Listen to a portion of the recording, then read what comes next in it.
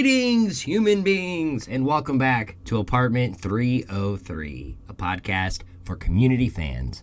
My name is Dave, and alongside my co-host Adam, we are here monthly to discuss all things community, each and every layer of the show, and why we love it so much.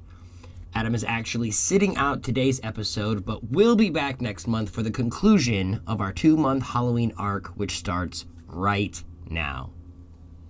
Sitting in for Adam on today's episode is a very special guest, and we will be kicking off the discussion into the Dean's best costumes, episodes, and scenes, as well as discussing non-Dean costumes in the show and potential missed cosplay opportunities.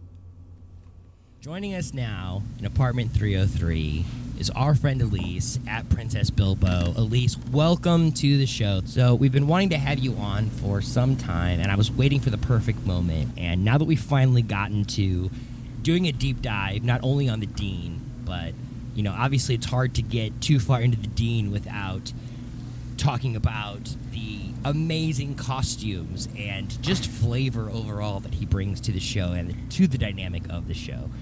And with that being the topic that we finally gotten to, I could not think of a more perfect guest. So thank you so much for coming on. Before we get too far along into these topics, could you please just give our listeners a quick introduction? I know who you are. We know who you are. We've been following your work on the internet for a long time. And we also know that you're a tremendous community fan.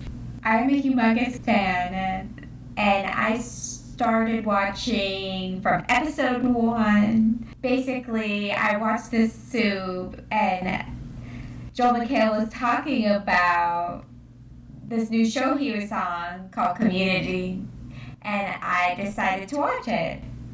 And I fell in love with it, and apparently a lot of the fans think I look like Gilly Jacobs. Well, I would take that as a tremendous compliment. I get so flustered. I certainly look nothing like Gilly Jacobs. However, I have been asked on our show and other shows which character most closely identifies me in real life, and that is definitely Britta, for sure. Yeah, I always tell people that I look like Gillian, but I am Annie, 100%. Now that is an interesting combination. I think now I'm starting to regret not having you on for a deep dive into those characters, but let's take advantage of what we do have here. So that's exciting. We've connected on Twitter, and not only just through your community fandom, but you are someone who I would consider a cosplayer, and depending on different people's perspective, that might mean different things, but I would like to get your perspective on what that means. What is it that you do in that avenue, and what makes it what it is? So I consider myself a cosplayer.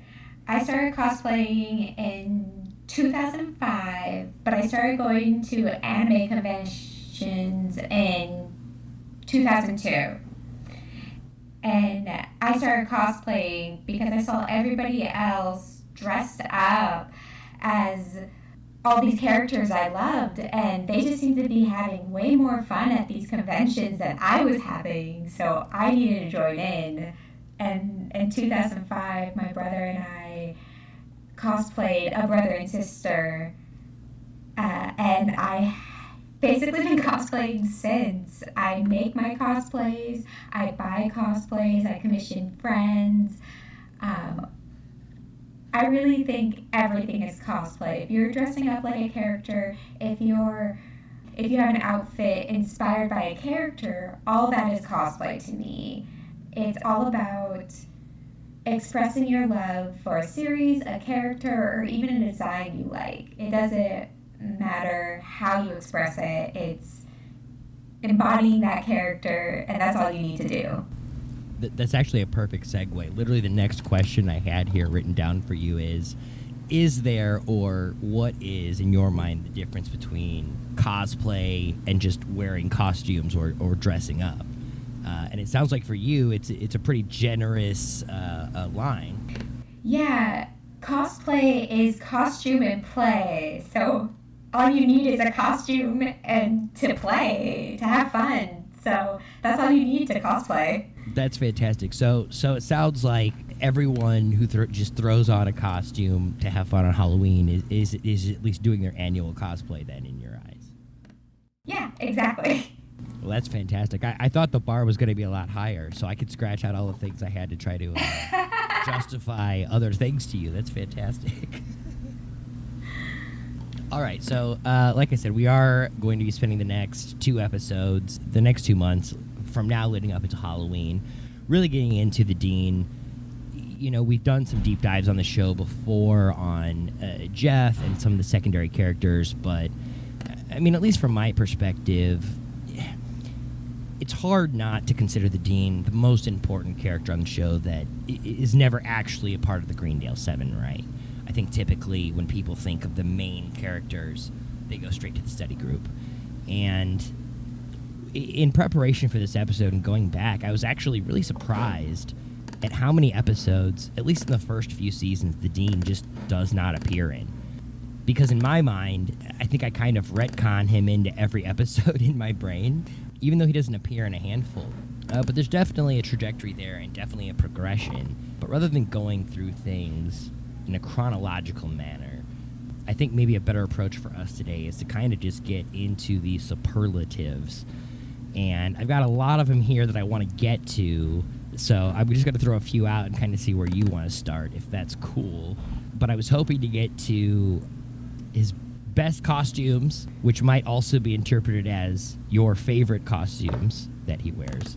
And then also just, you know, your favorite scenes from the Deans, your favorite episodes, a little bit of the other costumes that appear in the show outside of the Dean, because while he's certainly the highlight of the cosplay, at least from my perspective in the show, he is certainly not the only one who engages in that sort of fun. So I don't want to sell anyone else short. So that is the plan for today. Without further ado, let's get right into it. Yeah. So do any of those superlatives specifically, is there one you wanted to start with? I mean, I can totally start with my favorite outfit that he has. All right, let's start there. My favorite outfit, I think it's a lot of people's favorite. It's the half and half one. Yeah, where half of them he's in a dress and the other half is the suit. Yeah, and he gets really flustered about going to the bay. Yeah, that's a great one. That's not one I had on the list. And that one actually, I think that when I see that one referenced on the internet, the feedback is usually pretty extreme to one side or the other. And I think that is absolutely perfectly fitting for the nature of that costume, right? Like, that costume is literally a dichotomy split down the middle. So it's very fitting that it seems like internet opinion on it is very divided and split down the middle. I wasn't expecting you to pick that one, but that one is definitely one that has been popularly debated. Yeah, I absolutely love it because it's such a complicated outfit, but simple at the same time, because it's just a simple dress. It's just a simple shirt and pants, but putting those together is more complicated than it appears. And then he has half a wig on, and I'm obsessed with his line where he gets so upset that he has to go to the bank just like that. I'm laughing thinking about it. Are you imagining being one of the bank tellers when he arrives? It's just so funny. And then his reaction to the end of it, I feel like that's something a lot of cosplayers go through, because I know I've had moments when I'm making my costume and I'm hating it. I hate everything about it. It's not turning out right. I keep messing up. I have to restart over and over again. And then I get to the convention. I don't even think it's finished. I have to pin things on or hot glue things on. And then I go there and just get a lot of positive feedback about my costume. People come up to me and say they like it. They want photos of me.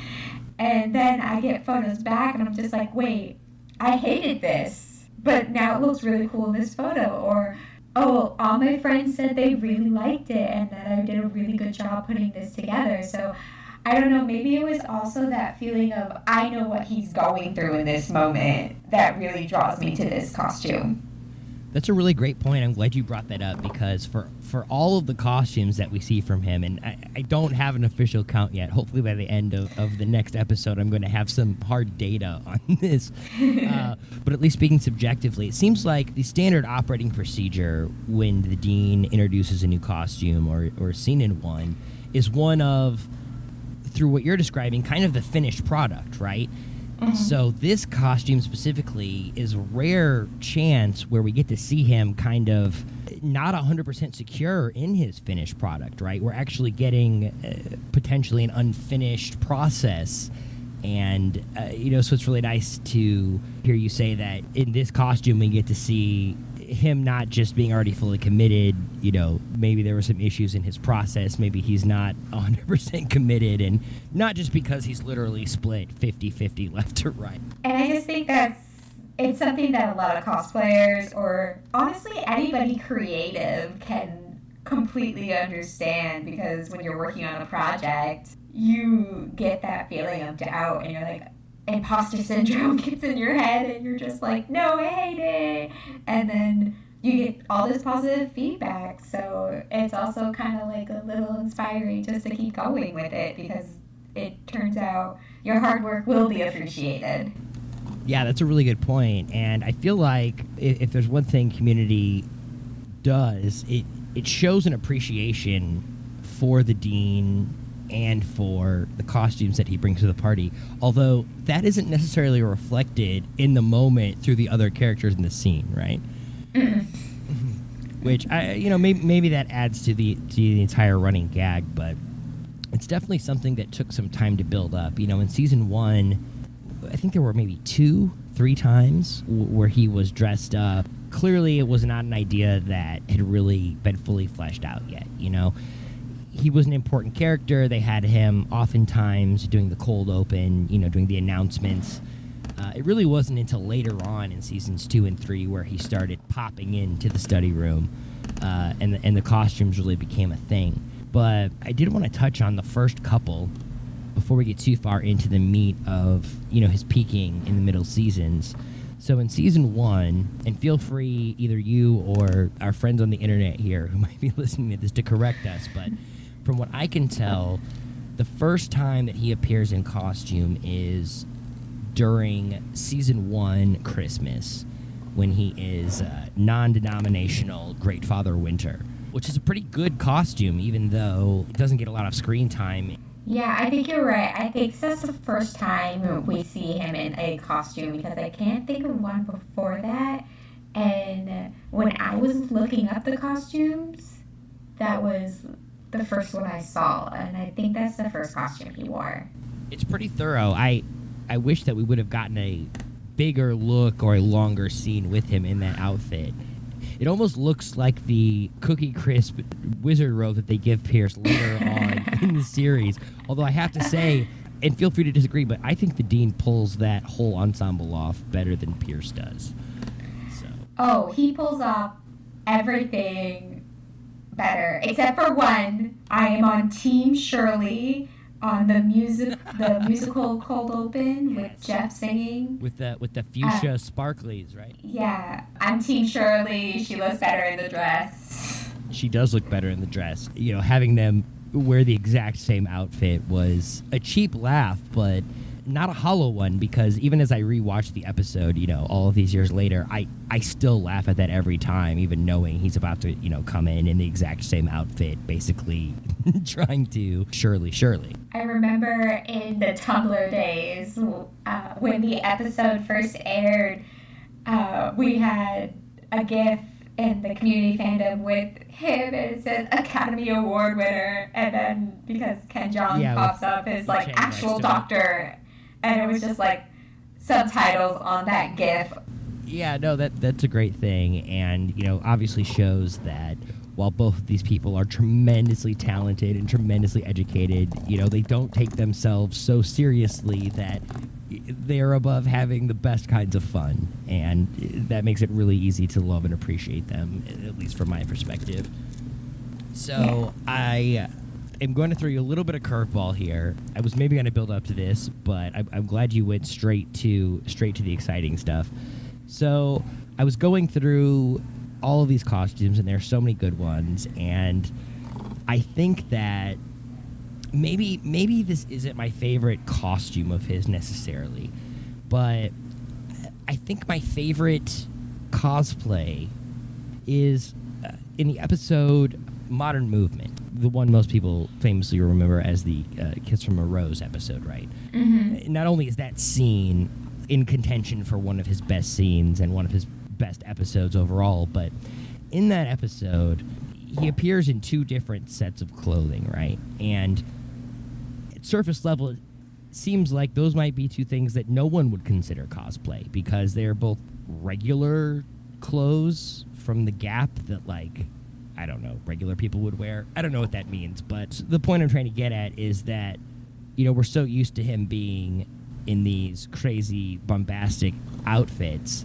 that in that episode, I feel like he is wearing a costume and engaging in play when he dresses in these regular outfits. Does that make any sense whatsoever? Oh my god, yes, because I was actually going to bring that up too in season 3 at the beginning when he's trying to be like the in his Dean cosplay. I consider that his Dean cosplay. He's got the three-piece suit, the tie, the goatee. He's like dressing like the Dean he wants to be but isn't yet, right? Yes, that's exactly what I was thinking. Oh, it's so good. I'm so mad at Feisty Laybourne for shaving the goatee. I mean, I wasn't a huge fan of the goatee, but, you know, I supported what he was trying to do there in spirit. Not a lot of people can pull off a goatee, but you know what? His wasn't that bad. No, it really wasn't. I was very sad for him when it was forcibly removed. And not just for the loss of power that situation was really about, but no, I'm really glad you brought that up. It's easy to appreciate all of his most extreme moments, but I really, really get a kick out of those times where he is kind of playing at being regular, right? Not in the same way that Troy and Abed do when they're, you know, chop busting fellow adults, but in a way that is obvious and is different than his normal MO. So we've kind of touched on best costumes. Was there another favorite scene or favorite episode from him that we haven't touched on yet that you had? I'm also a big fan of the payday rap. Oh my gosh. Is that the only time that he goes so far he scares himself? There are other times, I think, when he's making the film that he goes too far, but oh, that moment. I think also with Honda. Yeah, he definitely is very vulnerable, and his weaknesses are quite exposed when it comes to the Honda situation. He's definitely level 7 susceptible, I think, is how it's classified. I also like his black and white outfit. Very creepy, but very effective. It reminds me, well, now with WandaVision. Oh, Pleasantville. That's the movie I was thinking of. Oh, it's so creepy. It's so creepy. Yes, and I love it. No, that's very good. That does remind me of Pleasantville. I forgot about that movie. Probably intentionally. I'm sure it was a fine film, but I think I have exposed my own weakness to certain creepy factors here. Black and white always gets me. I don't know what it is. You could put someone humming Daybreak in a field of daisies to black and white, and it would probably creep me out a little bit. Are there any costumes that you specifically feel are super underappreciated or under-noticed in terms of the level you see people talking about them or seeing them shared on Twitter or whatever the medium may be? You know, I think we all, like, just really just get behind Dean and all his costumes. I can't think of one that's underappreciated. Even the ones that are, like, really, really simple, like, honestly, like, let's face the facts, he is a well-built man. He is very fit. So even shirtless ones, or he's wearing just a tank top, it's very appreciative. I'm glad you bring that up, because in the episode where he's making the Luis Guzman commercial, you see a costume regression from him. And I would contend that the first outfit you see him in is kind of the opposite of what we talked about a few minutes ago about him cosplaying as a regular, or as a Craigular Joe, if you will, in, modern movement, right, where he's kind of dressing as a regular guy who shops at the Gap. But in this episode, he kind of starts out with, he's not in his normal Dean wear. He's not in his Dean cosplay. He's in, like, jeans and a hoodie, right? And as the episode progresses, his outfit degenerates in sync with his mental state. So, like, first, he kind of just looks like a producer. Like, he didn't shave for a day. He's got on some loose clothes. In the second scene, his jacket is open. You can see his chest, right? Yeah. And then it works down to, by the end of the episode, he's just in a wife beater. Or an A-frame tank top, as other people might refer to them. Yeah, all his outfits, they really used it to reflect his mental state in that specific episode, and then we just get to watch him in all his costumes. I just love when he wears his costumes because it's just such a reflection of who he is, and I just totally get that as someone who wears costumes regularly and works with costumes. Okay, I'm going to pitch it to you first. We've kind of touched on it in a roundabout manner through a couple of the other superlatives, but is there a singular episode for him that sticks out in your mind? I mean, of course, the Luis Guzman one, that one's such a great episode for him because we get to see so much of who he is as a person and his want for perfection and, like, respect. It was just a great episode for him. Yeah, I would argue that he's the best B character in the show, but in that episode, and maybe one or two others, but not many, he is the main character in the A storyline plot of that episode. That episode is focused on him primarily, not him as a supporting character to the other storylines that the other characters are going through. So that is absolutely a favorite of mine as well for the Dean. If I had to pick one, Season 2, Episode 21, Paradigms of Human Memory, the first fake clip show, right? Yes. That was going to be the other one. Yes, we get the montage, and so many of the favorite costumes that people have submitted on Twitter for the Dean, most of them come out of that singular montage that is like a 2-minute bit in that episode, because the bit is in this fake clip show. It's like, how many times can you come in and crash the study room conversation in some awesome/ridiculous outfit, right? And then they go through 8 different outfits that he's never appeared in before. And at that point in the show, he'd only done like maybe 3 or 4 outfits. Yeah. So it was crazy that we get this fake clip of like 8 different outfits, double what he's actually been seen in the show, all in this just really, really fast hit. That's where we get the Catwoman, the Baroque outfit, Tina Turner, Caesar, God with the Wind. Like, they're just bam, bam, bam, bam. So if I had to choose one episode of Dean Costumes to retire to a desert island, I think that's the one that I would take. Yes. I still quote some of his puns. They're so good. They are good, and from a lot of characters, it's really hard. It's really hard to land puns in general now in the current comedy climate. Right? Say that 3 times fast. All right. So outside of the Dean, and this is where things get a little bit trickier. Obviously, the Dean is the primary character that the writers use to have fun with costumes, right? To cosplay. But he's certainly not the only character that appears in costume or with those kind of shenanigans throughout the show. So without getting too deep into every other character, because they certainly don't in anywhere compare to what Dean brings to the table on this front, are there any costumes or moments from other characters that stand out from you that you feel you really want to make sure get mentioned here? Well, I'm a big fan of Britta's Halloween costumes. I don't think we can go very far in talking about costumes without talking about how great those are. All of them, or just one specifically? I like all of them, but I think she's like the cutest in the dinosaur. I would have to agree with that. And I think that perhaps, please correct me if I'm wrong, but from my perspective, I think that there's a theme that ties all of her costumes together, and she announces that theme specifically in the very first Halloween episode, where she tells Annie, and granted, at the time, this is a setup for Annie's punchline, but she tells Annie, like, you know, I have this costume on because, like, I'm trying to be fun and creative. I don't just want to dress like a hoe for the cheap, easy points, right? Like, I'm so annoyed by girls who just, you know, use Halloween as an excuse to dress like a slut. And he's like, oh, yeah, that's terrible. And then takes off her cape and is wearing, like, a skin-tight leotard that's all black. But Britta's costumes really hold true to that throughout the whole series, right?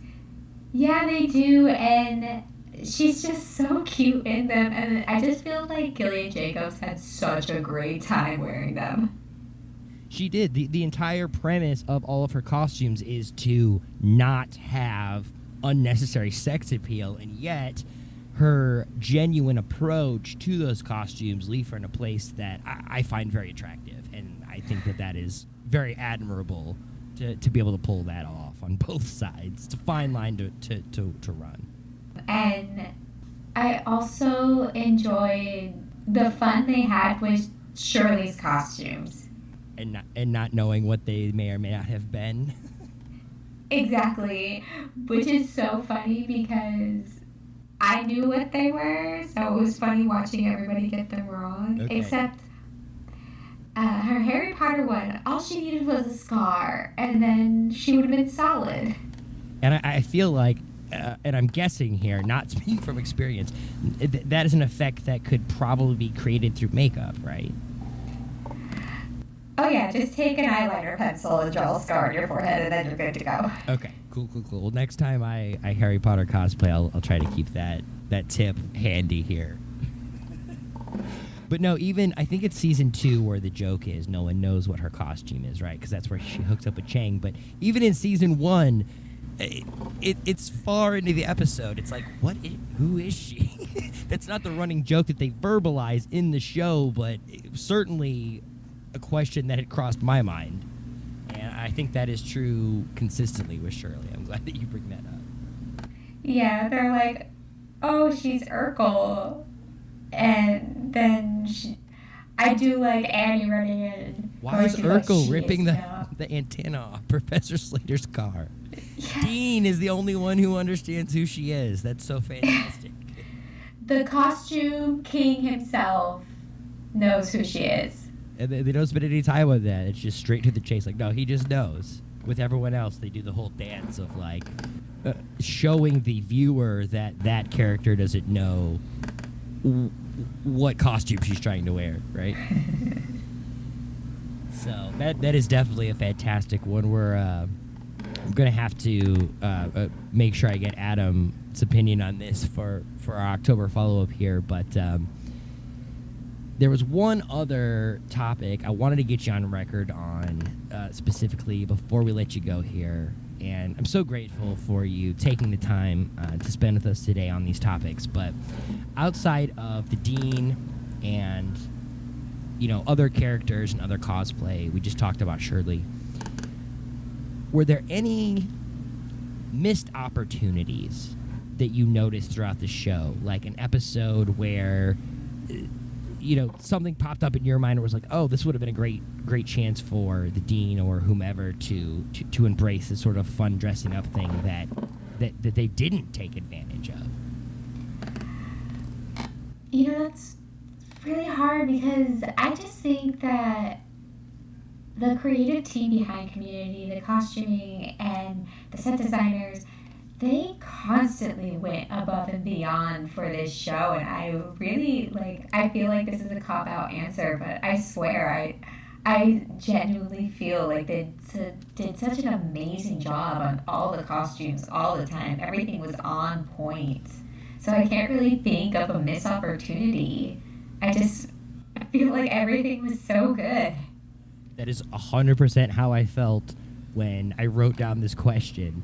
When I was sitting in the studio thinking of, you know, fun things for us to discuss, and when I wrote down that question at the time, I didn't have anything in mind. It wasn't like, oh, I've got one or two things in my mind, so I'm going to see what she thinks about this.